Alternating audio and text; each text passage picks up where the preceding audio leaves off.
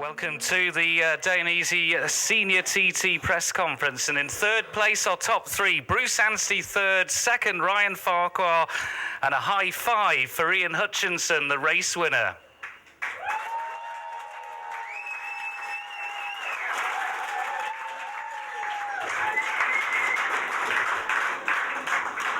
Well, first of all, Bruce, are you buying a lottery ticket tonight? I think so.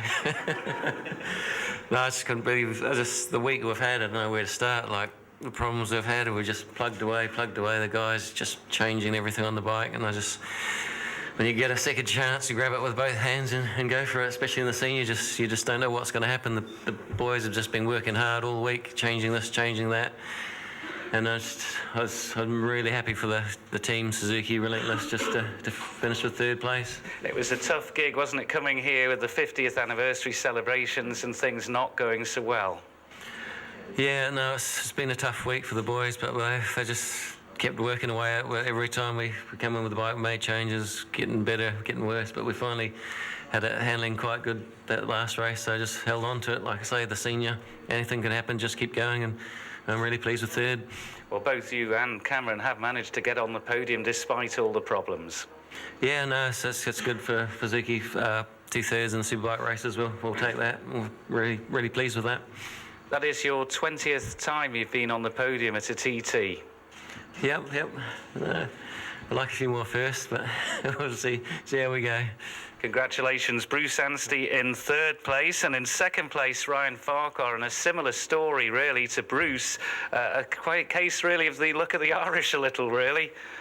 It is very strange, to be sitting here after, I was sitting at the end of Cronkovati, and, if somebody had been sitting there with a carry-out, I'd definitely have been stuck into it, but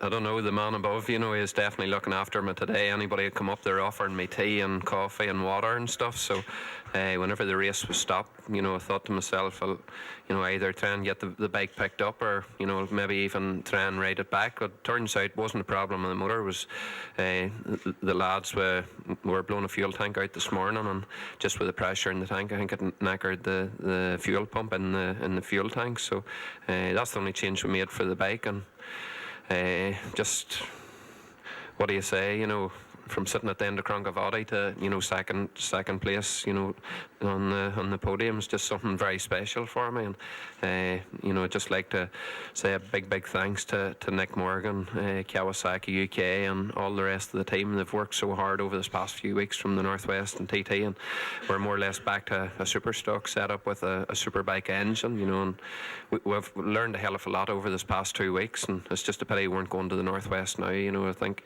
what we've learned, and all about the bike and what works and what doesn't work. But like I say, just a big thanks to them, Dunlop, everybody that has helped me so far, and it has turned out quite a good TT for me. It was a bit disappointing we didn't win the Superstock, but just we've done our best, and that's the main thing. Just good job you didn't have a can of beer between the races. No, there's no doubt about that. If there had been somebody there, I'd have been stuck into it. But like I say, the man above is definitely, he was looking after me today. With, the marshals kindly let me get on the bike and ride it back round, and we just stuck a new fuel pump in, and off we went. And the bike never missed a beat. It handled really well. And, the wind was a big problem. As I think it was for all the riders, and I just rode as hard and steady as I could, and it just chipped away. And whenever I saw I was getting P3, I was thinking to myself, it's going to be one thing getting on the podium, but actually meeting Jorge Lorenzo, it's going to be something very special. And then whenever I saw P2, I couldn't believe it, and just here we are. Well, congratulations, Ryan Farquhar in second place, but we'll move on to the man who's made it 5, a place in history. And the way the current, excluding the TT0, why didn't you do the TT0, Ian? You could have made it 6.